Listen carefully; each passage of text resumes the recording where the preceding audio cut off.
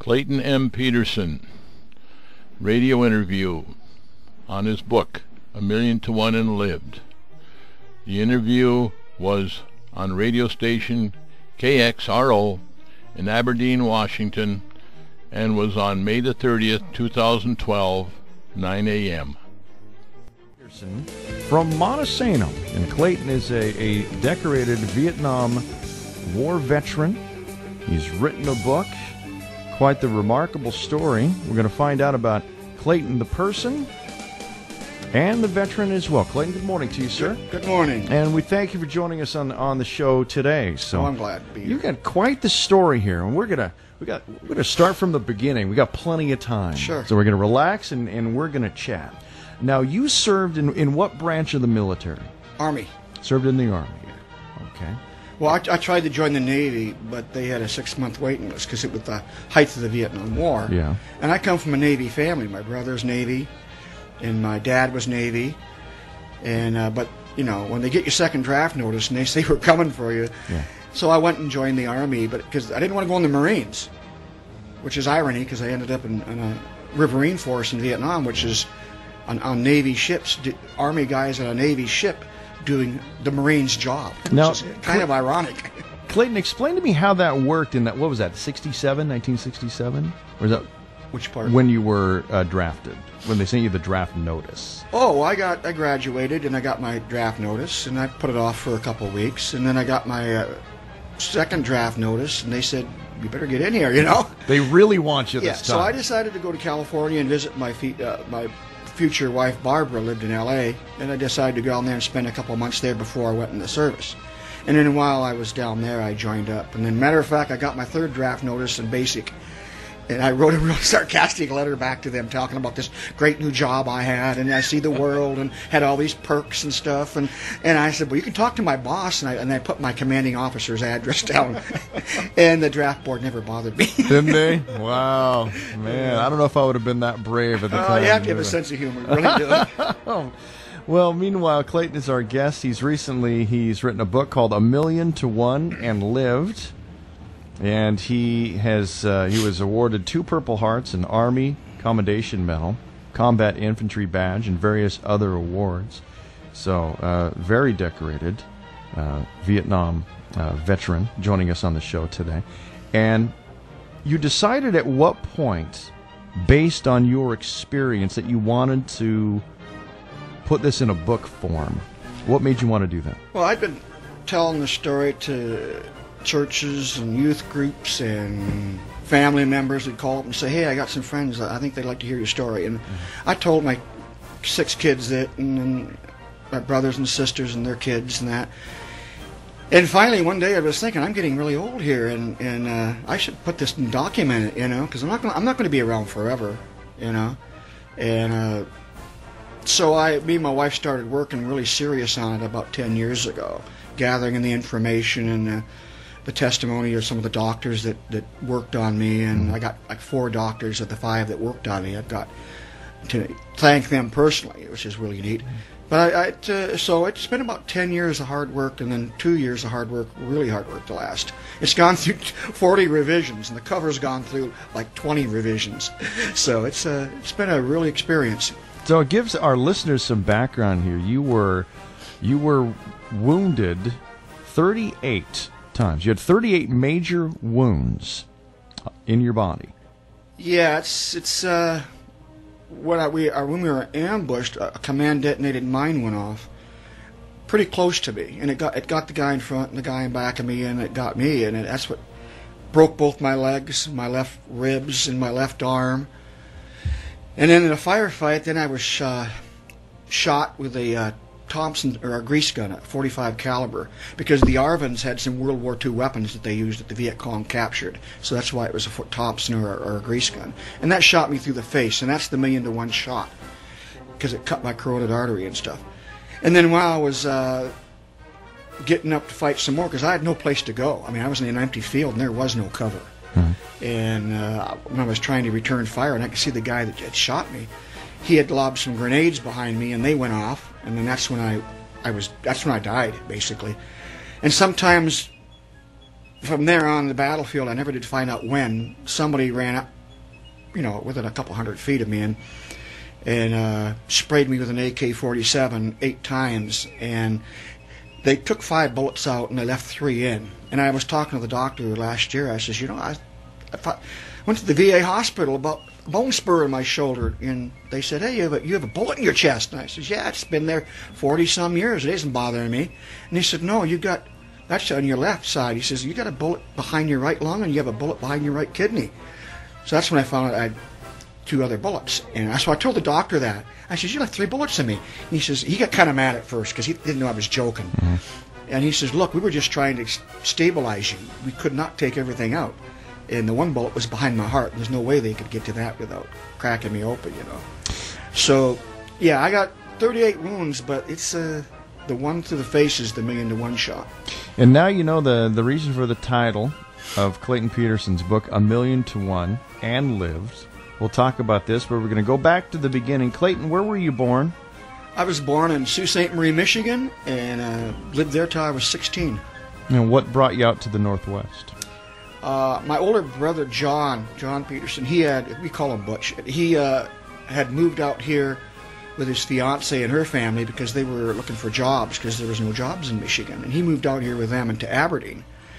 And he lived here for a couple of years. And so when my parents split up, my mom decided to bring us 3 younger. We had 7 kids in our family, but John and the 2 sisters were out and married and that. And then so she decided to go to Aberdeen and visit John, with bringing us 3 kids along, 4 kids. And so we packed up in station wagon and drove all the way out from Michigan to Aberdeen, and that's where we ended up. About how old were you when you arrived? When I was what? How old were you when you came to Aberdeen? I was about 15, 16. 15 years 16. Old? What school did you go to? I went to Miller for probably 3 or 4 months, about a half a year. Then we moved to California for a half a year because there were supposed to be jobs down there, and I had an aunt that lived down there in Los Angeles. And that's where I met my future wife, Barb. Mm-hmm. But after about 6 months, that didn't work out. So I went to high school in El Monte, California, and then it didn't work out. And so my mom moved us all back up to Aberdeen, where I went to high school at Weatherwax and graduated from Weatherwax in '67. Not funny moving back to Aberdeen because there's no jobs in California. Yeah, it was. Well, there was jobs there, but they were just too low scale. You know, single mom with 4 kids, she just couldn't support us down there. Yeah. So you received your 4th draft notice, or 3rd by the time you were in boot camp? 3rd. My 3rd one, yeah. How many did Uncle Sam send before he came after? I think they sent. If you ignored it totally, they sent 1, or they'd send it a 2nd one. I'm pretty sure. But after that, they'd come looking for you if you didn't have a good But I was out. Like I said, I was out of the state. I wasn't in Washington. I was in L.A. by that time, and I re-registered down there, and that's when they forwarded from the California registration to the boot camp. So your boot camp, what was that like in the Army? It was a time of change actually in the military because they were gearing up for the Vietnam War, and the class I went through in infantry was the last class to have M14 rifles. The next class after us is the one that got the M16s, which I eventually qualified for. I got 3 medals for shooting the M16. So, but we were the transition period from, they stopped shooting the bazookas, which I shot, and then they started shooting the law disposable missiles. So it was a time of transition. Clayton, you got to give me some background on the difference between an M14 and an M16. M14s are good rifle for what they're for. They're for used as sniper rifles to this day. They use them as sniper rifles, and but they only have 20 rounds, and you shoot them on full auto, and it goes real quick. They have them full auto, but the M16's got you get a larger clip, and it's a higher velocity, and it's more for in close fighting. Like we were in the jungle, and in a firefight, the person with the most firepower usually wins. The person who puts out the most bullets, hand grenades, or whatever, is the one that wins the firefight. So what were you thinking during boot camp about ready to graduate boot camp and then be shipped out to Vietnam? Did you know where you were going? What were you thinking? When I was in boot camp, they came and asked for volunteers for the Green Beret. And I says, yeah, I'll take the written test. So there was 400 of us that took the written test. 37 of us, I think it was, passed just the written test. That was just to go to jump school and then the Green Beret. So I went to jump school. I went back to infantry training. I got trained in infantry light weapons. Then I went to jump school. And then I went to special forces for a year and went through combat engineer training, demolitions and explosives. And it's the military was about what I expected, but there's a lot of unusual things that happened there. It was just you read the book, you find some unusual stuff that's funny. Mm-hmm. When you got your draft notice, you said you had family members that had been in the Navy. Right. Was this something that you were looking forward to doing? Was it something in your mind as a career path that you were thinking about because of your family history, or was it? What was the feeling like during the Vietnam with the draft and everything, as far as your personal experience? Well, at the beginning, there's always in any war there's people who want to avoid the draft. Or, conscientious objector, or people who just don't want to shoot someone or just don't want to be in the military. And, I respect that. I had one guy at my graduation thing in 10th anniversary, Weatherwax, came up crying to me. And he had a couple beers, but he was crying. He says, Clayton, I heard what happened to you in Vietnam. And I says, yeah, that's the way life goes. And he's crying. He says, can you forgive me? And I says, for what? He says, well, me, and he names off 4 other guys in our senior class. He says, we all went to Canada to avoid the draft. He says, can you forgive me? He says, I went. And I says, look, I went. I did what I thought I had to do. I says, you went to Canada. You did what you had to do. That's your personal. I says, I don't put you down for that. That was between you and God, you and the government. That's not, I don't hold it against you. And he felt better about that, because really he felt worse about being a draft dodger than I felt about, what happened to me in Vietnam. And it was kind of, sad. A lot of guilt there. A lot of guilt, yeah. But he felt better after that I didn't condemn him or nothing. Well, meanwhile, you're talking about your training as you're getting prepared to go to Vietnam.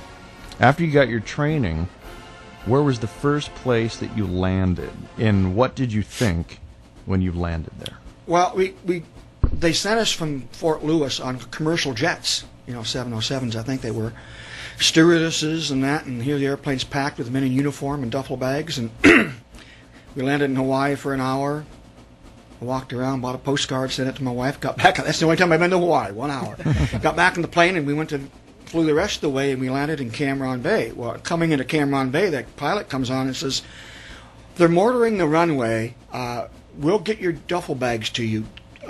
When the plane lands, the door will be open, get off, and run across the tarmac to the hangars to be processed in. Don't stay around the plane because it's targeted, and they're mortaring it.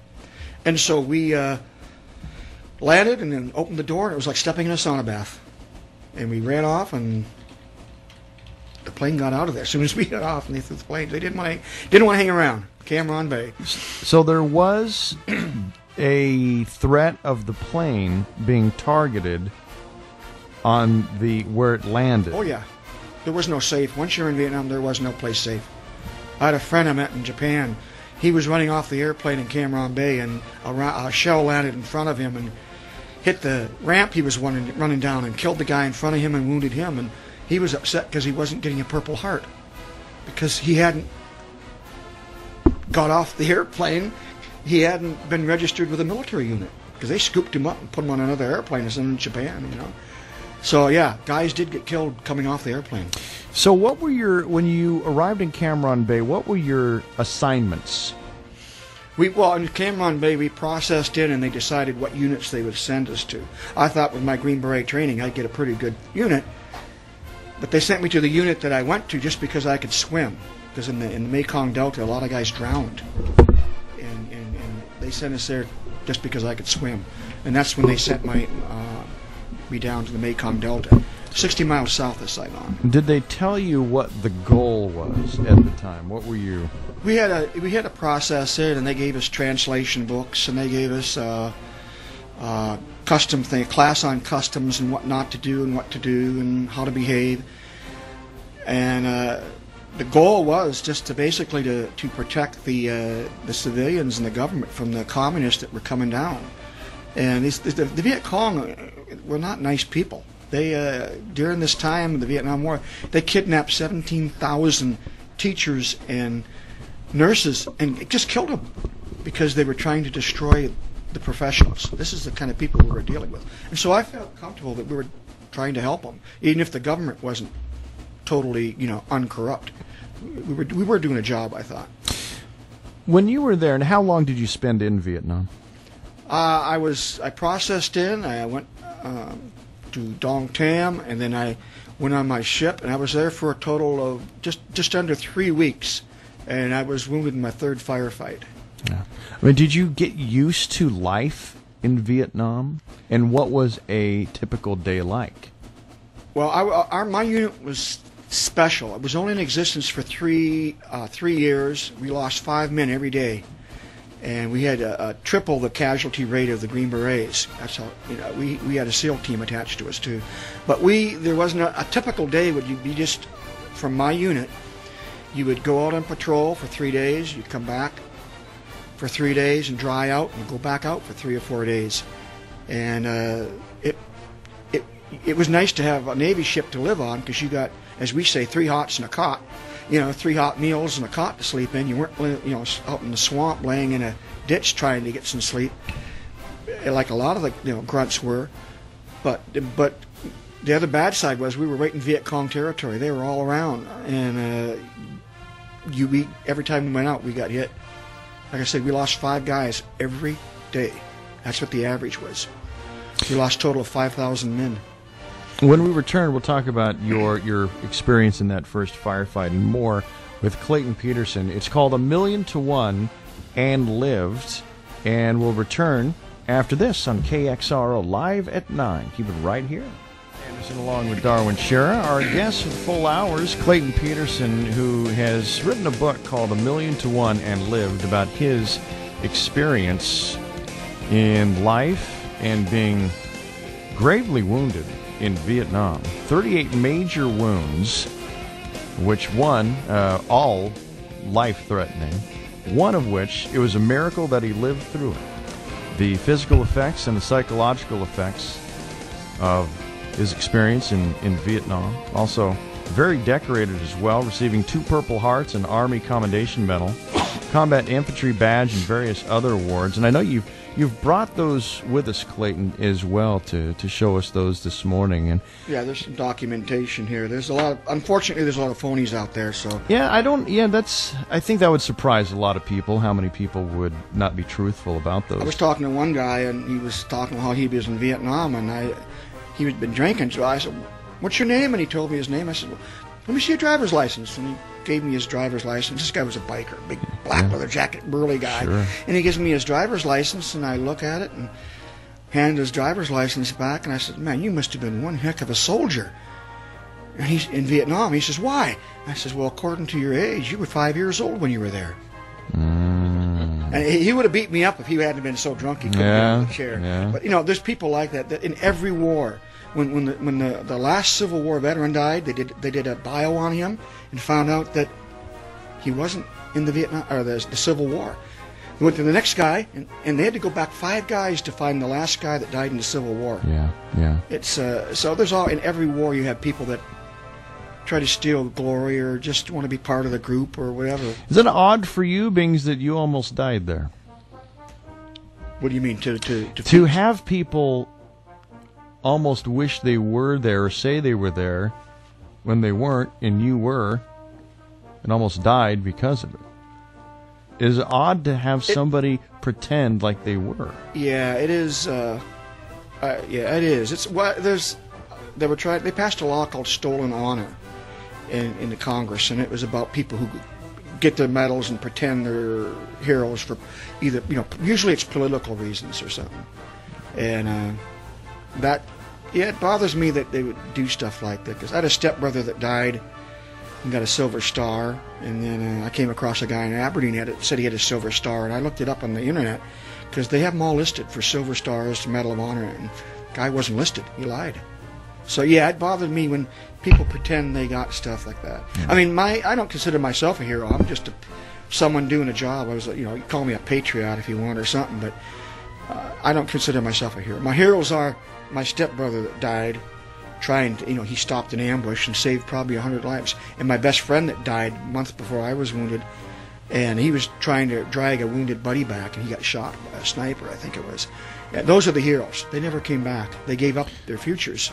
The people that didn't come back, what do you attribute that to? Is it, I mean, it seems like timing, luck? I mean, what is it, by the grace of God that you came back? From a Christian point of view, it says it's appointed unto men to die, and the word they use, appoint, means like it's a set date. God knows the day you're going to die. And so there are people that are going to die. If you watch the movie Saving Private Ryan, they're charging off that boat on D-Day. There's guys getting mowed down that haven't even had a chance to flip the safety off their gun. They've never fired their gun in anger, and they're killed before they even get in combat. You know, the first couple of seconds. So I knew a guy that came back from Vietnam, unscratched, came back. He was back, I think, 3 or 4 days. Went downtown in L.A. or San Francisco, I forget which city it was, and got in a traffic accident in a cab and got killed in a traffic accident. You know, so when your time is up, your time is up. But there's no reason to be foolish about it. You know, don't stand in front of a train. You know, take methods to protect yourself. Sure, yeah. But just to realize, I was talking at Aberdeen High School back in the 70s, and I told the class, there's about 400 kids there, and I said, look, there's 300-400 kids here in this auditorium. I says, all I can say is be prepared. That just because you're young doesn't mean you're going to live forever. One of you guys in this size, one of you guys is going to be dead by this time next year. About 4 months later, one of those kids in that class fell off of a pickup or got involved in a traffic accident and was dead. So, you can't tell. Youth is no protection. And you just have to face it and overcome like it's in combat. You face it and overcome it. They said a hero dies one death, but a coward dies 1,000 times. There's something to that. The fear is what is the most scary thing. And once you get over that, overwhelming fear, it goes easier. You never get rid of fear totally. So you're in the area of Cam Ranh Bay, Vietnam, 1967. 69. 69, excuse me. Your first firefight was at what point after you arrived? Well, after I processed in at Cam Ranh Bay, they sent me by airplane down to the Mekong Delta to a place called Dong Tam, which was a huge military base. And then they put us on Navy ships to pretend we're Marines. And it was within 2 weeks we were in combat and third firefight. What was that first experience like? You were referring to Saving Private Ryan when did you expect it? Did you know what was coming? Well, I'd had the previous year, I'd had 2 dreams that I got killed in war. I mean, one I was blown up, and another one I was watching my family grieve. I mean, they affected me so much. I was in the Army, and I wrote poems about them, and they're in my book. But then later on, with getting married and in the military life, I kind of pushed it aside and forgot about it. But I expected to be wounded. I just didn't expect it to be wounded that massively and to be dead, to be stuck in a body bag. I just didn't expect that. So yeah, in the first firefight, when someone comes up to you and hands you an arm, I mean, the reality of war sets in really fast. The sergeant comes up and hands me an arm. The guy that was right in front of me, 10 feet away from me, had his arm blown off.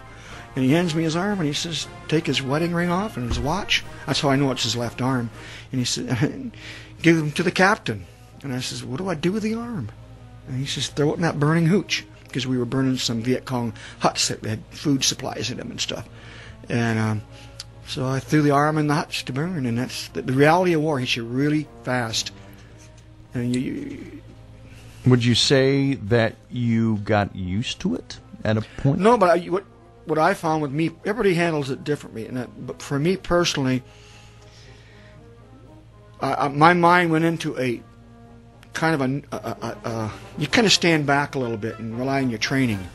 You kind of put yourself in kind of a neutral gear and go through it. It's kind of hard to explain. You stand off. Like one guy told me, it was like watching a movie and somebody else was in it, but it's me, And that's kind of like it. It's hard to explain.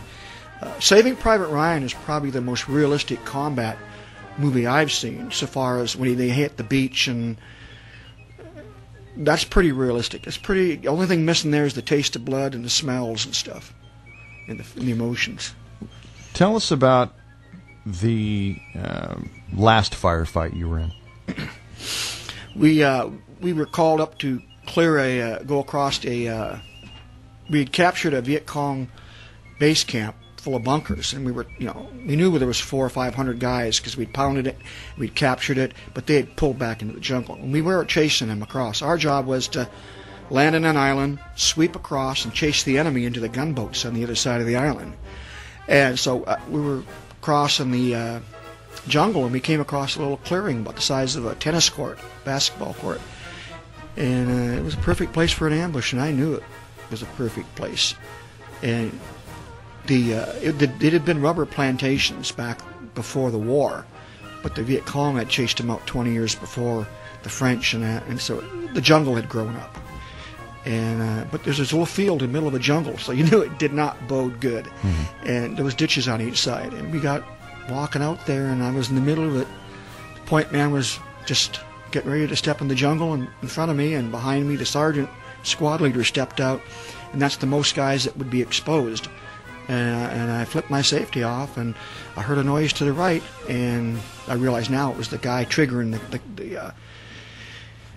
the command detonated mine, which is probably a mortar round or something, and it blew up, and that started everything. Everything went slow motion. If you've ever been in a car accident, time slows down and speeds up and slows down, and your adrenaline's flushing. I never felt no pain, even though I was mangled pretty bad. I didn't feel no pain, so that was good.